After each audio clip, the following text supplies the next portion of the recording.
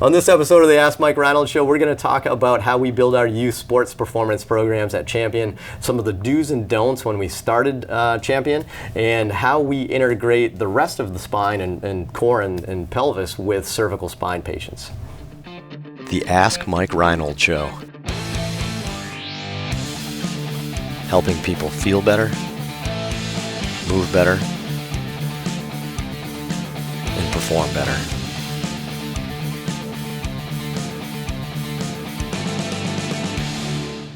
Hey everybody, welcome back. Episode 7 of the Ask Mike Reinold Show. That's right.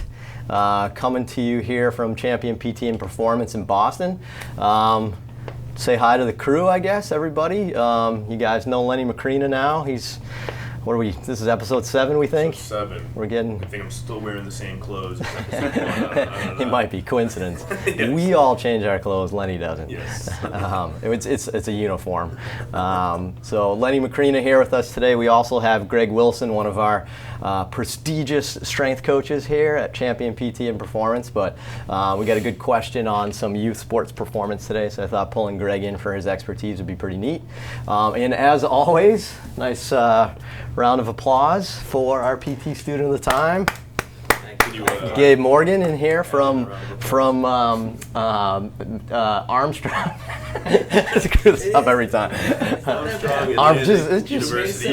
Just from Armstrong. He's from Savannah, Georgia. He's from Armstrong. But Gabe's here to help us with the questions as always. So we're doing good. I just got a workout in. Greg Wilson's trying to give me some arms, so there we go. We'll get him. We're starting this week off strong. Lenny, this might be Lenny's last podcast for a couple weeks or so. Expecting his first child soon. How you feeling, Len? I'm a little nervous, not gonna lie. So she is home today, and hopefully I can get through a snowstorm and get home if she needs me. So I may dash out of here any moment, so be ready. any day now. So let's see. Without further ado, Gabe, you want to start up? We're ready for questions today. Absolutely. Let's start off with Bridget asking from Maine. Maine, I like it. She asks, what is the most effective way to train young athletes without overtraining them and setting them up for injury, but enough so that they can excel in their sport? All right, so I don't know why I like to paraphrase it. Maybe am I stalling? Am I buying time? But all right, so what's the most effective way to train young athletes without causing injury and to get them ready for their sport? I guess, heck, I'll jump in. I have a first grader now, so I actually this morning, right before this podcast, we had open access to their PE class this morning at school, so all the parents got to go watch. I was actually really impressed because it wasn't like the gym class that we had growing up. I think we just played dodgeball and scooted around on those scooters all the time. Yeah, right. That's except for until that one kid got hit in the face, and then we couldn't play dodgeball anymore. But I think that's all we did. But man, they had so many skills built into one class, like even stuff like mannerisms, like where they were they'd play tag, but they'd have to like say excuse me and stuff like at various points. But in a good way, like not in a weird way. But like numbers and sport skills, movement skills. It was kind of good. But anyway, I'm going on a rant. So Greg does a good amount of our strength and conditioning programs, and I think one of the most fun groups we have here is our youth sports performance, which are our kids. Really, we have probably as low as 4th grade. A couple of them were in 3rd grade last year, and they're still here in the 4th grade. We had from 3rd grade all the way up to kind of like middle school before we get into their real strength and conditioning. But Greg, what's the foundation behind our youth sports here at Champion? So with our youth group sports performance class, we like to work on what we call the ABCs of movement. So that's agility, balance, and coordination. So we focus on those 3 as a whole to just get the young athletes moving a lot better than they are. Most of them, when they come in, they have a lot, poor balance, weak cores.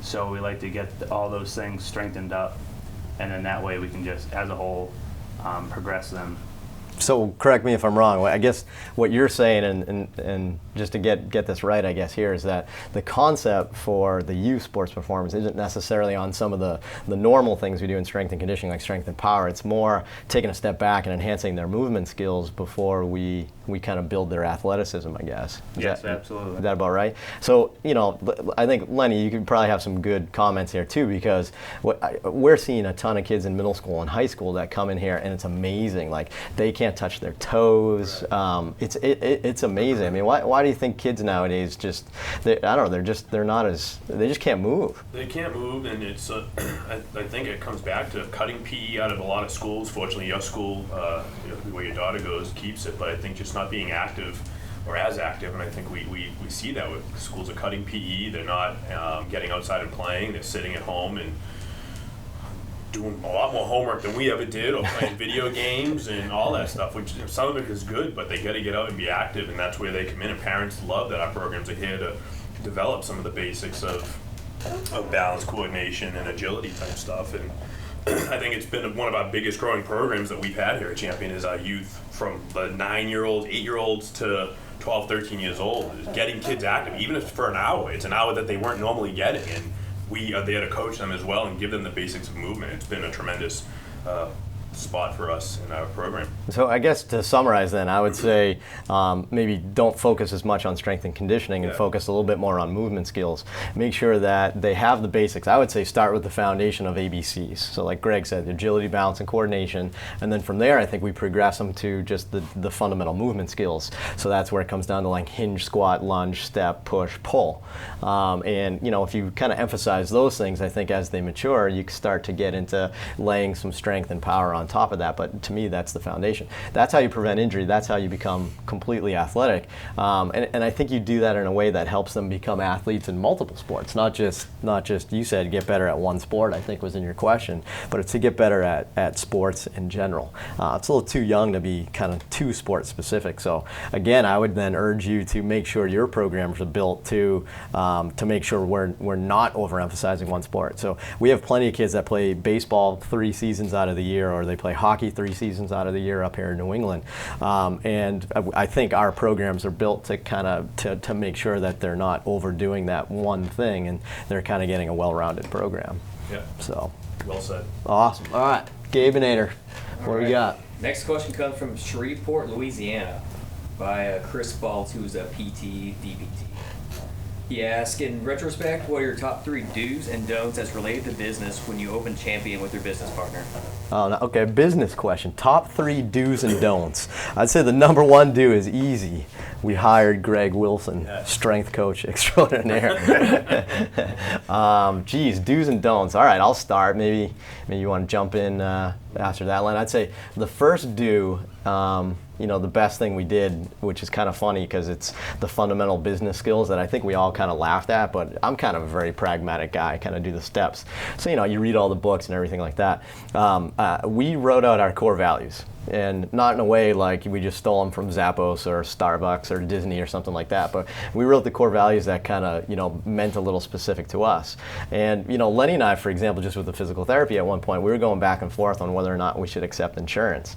And as soon as we laid out our core values, I think it became very clear to us that we couldn't treat the way we wanted to treat in a normal insurance model. We had to go out of network so we could spend more one-on-one quality time. So I'd say the first do and don't is really get some good core values under you, and then use them to make your decisions. And that's just one example, but having real core values, not just like always smile, but like real core values. Like, a solid coffee. So I don't know what that would start with. Is that it? That's one of those? That's definitely one of them. I don't know. Solid coffee? It's got to be better than that.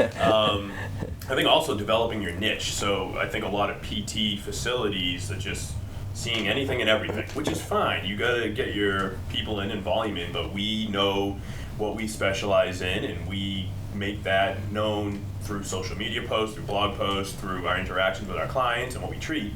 And we're not trying to build this world where we're going to dominate everything. If we see something that comes in here that's a little beyond us, or we think somebody else can treat them better, we're not afraid to refer out to a surgeon, to a doc, to another PT, to a personal trainer, to anybody. We are always referring out. So we know our niche. We know our niche is, baseball shoulders, things of that nature. And otherwise, if we see something that's a little beyond us, we have moved on, and we have a team around us that we work with closely, as I mentioned, and it's been huge for that. Yeah, and we just refer back and forth. It's been great in that aspect. I'd piggyback that too. Like Lenny brought up, the word niche, or depending on how you say niche or something. Niche. I say niche. What do you say? Niche. What do you? Gabe? Niche in the South. So we got 4 niches here. No niches. Niche. I know there's some niches out there in the world. Probably. So to piggyback on the niche concept, I think it's not just your niche, but I think it's also your passion. So that's one of the big things. Hopefully your passion is your niche. Yeah, right. Or make your niche or your passion your niche, or Right. vice versa. You guys get it. But you gotta be passionate about it. So heck, if you like sports and you're stuck in pediatric physical therapy, then you're not gonna love it, and you're not gonna give your best to the people in front of you every day. So you got to be passionate about it. So find what you're passionate about, make that your niche. And then complement each other. So so obviously one of my niches is baseball. Obviously, Lenny also has a similar baseball niche, but Lenny's also fantastic at post-op rehab. Probably does that better than anyone I know. I got a golf niche. He's TPI certified as well. Greg likes to lift heavy things and throw heavy things, right? True. What'd you do in college? Hammer throw. Hammer throws, love it. Yeah. So not just baseball here. We throw hammers around too.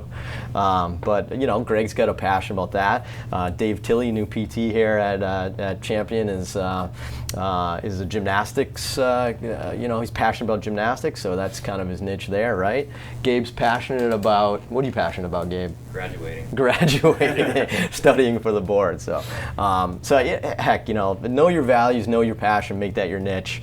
I think those are our biggest do's and don'ts. Just to answer a little more of his question, what not to do is to put yourself in a situation where you've overspent on setting up your clinic. You don't have your base of clients. You have tens of thousands of dollars of debt. All right, now let's get the people in. It does not work like that. Start really small, and we started off with basic stuff. And Mike was driving all over New England, picking stuff up from therapists that were closing their clinics and just buying Craigslist. Yeah, Craigslist and just buying random PT stuff. And we started really small, and we're still small. We don't have a ton of stuff, and we're slowly building our arsenal up based off of what we need in our growing classes. And we did not create this huge amount of debt that we then needed to try to fill with people. It's with the other way. The people helped us to build. So. Yeah, people are coming to see you. Right. If they're coming to see the glitz and the glamour, I think your core values are wrong. But awesome. All right, Gabe, what's number 3? All right, number 3 comes from Kevin, who's a PT in Arizona. With a patient with neck pain, once you've established better deep neck flexor activation, endurance, and decrease in pain, do you then incorporate components of scapular and core control, assuming that they have good thoracic spine mobility in their exercise program? All right, so maybe we'll paraphrase that and say somebody with cervical issues, so neck pain. Once we've treated the neck, it sounds like once we've kind of made the neck bone, do we include the core? The trunk, the core, the scaps, and stuff. So Yeah, I would say there's a definite progression, and we always want to look above and below a joint and treat the person holistically, just not seeing them as a cervical spine pain person. I'm seeing them as, what caused this? Was there something in their thoracic spine? Was it lumbar spine? What was their movement like? What were they trying to do? I don't know, I'm just going to create a scenario. Were they trying to do deadlifting or some kind of squat, and they were in a position where they were hyperextending their neck and not necessarily strong in their deep neck flexes, and they had to compensate because of other issues. So I think we're hitting that from the beginning. It's not just isolate the cervical spine and then build it. I think we're hitting everything from the beginning. We're treating some of the deep neck flexor stuff or anything else that we may find, but we've definitely also looked at their lumbar spine in other areas. And I tend to go selective functional movement assessment, the SFMA, and that kind of pulls anything and everything out through my general assessment. And it tends to work. You can really find and pinpoint a lot of issues. Sometimes you find too much and you overwhelm the client, and then you got to kind of pull back. But, yeah, and I guess I would just say too is the cervical spine isn't its own entity. it's the spine, and you got to think this all kind of plays together. So, you tend to see, and heck, I don't know if this has been proven in the literature, but I certainly feel like I see it. If the more lordosis you have, the more, subsequential increased kyphosis you have, and then a little bit more forward head posture. So, you could, if you have a forward head posture, I think a good amount of the time you have excessive kyphosis, and then oftentimes you have excessive lordosis in there. Maybe you have some like lumbopelvic alignment issues. So the pelvis, the spine, the scaps, they all play together in the way they sit together. So I guess I would stop. Their symptoms are maybe in their cervical spine, but their issues, their body. Right. And I think you got to think of the spine, their body. So yes, we do. We treat cervical, obviously, if we need that, but then we integrate it, and you can start doing some of that stuff yourself. But then you can also, put it in and make sure you're getting them with a good fitness person or a strength and conditioning coach like Greg. And we get our cervical spine patients to then go do a functional workout program, with our strength coaches, because that's really, to me, the key to long-lasting functional movement. So. Awesome. All right, good episode, guys. I like it. Greg, welcome aboard. Yeah. Lovely to be Welcome here. to the podcast. First episode for Greg Wilson, hopefully many more. Len, as always, Gabe, good work today. You dominated those questions. Thank you. Good job. Love it. Keep giving us questions, I guess. Again, we're having fun. I know we keep saying that, but MikeReinold.com // we got to figure out what that is. Is it backslash or forward slash? MikeReinold.com /podcast. MikeReinold.com /podcast. Ask us some questions. We're going to put some goodies on there at some point too on that webpage, just for people that listen to the podcast to find. But we'll put all the episodes up there. Subscribe to us on iTunes and Stitcher and stuff like that. We're trying to kind of get some momentum with the podcast. So subscriptions, reviews on iTunes would be awesome. And we'll go from there. So send us some questions, and we'll see you on the next episode.